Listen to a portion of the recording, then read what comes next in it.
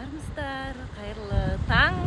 Көңіл күйлеріңіз қалай сіздердің? Менің көңіл күйім он керемет, тамаша, басқаша болуы мүмкін емес. Өзіміздің көңіл күйімізді, өмірімізді жасайтын тек қана өзіміз. Таңда ерте тұрып, қуанып, таңды қарсы алып, жан-жағымызға алғыс айтып, табиғатпен бірге болып, далаға, таза ауаға шығып, жүгіріп жүріп, денсаулыққа депозит салу маңызды. Қазақ ата бабамызда айтып кеткендей, денсаулық бірінші байлық деп, ол солай да. Теңізімен жүгіріп келіп, осылай салауатты өмір салтын сақтаймын. Сіздерді де соған шақырамын. Сіздер көп ұйықтай берсеңіздер, ағзада кортизол гормоны туады да, ол ағзаға ұшады. Ол бізге керек емес. Бүгін 3 қаңтар 2024 жылдың Бағлан Ерғалидан оязы.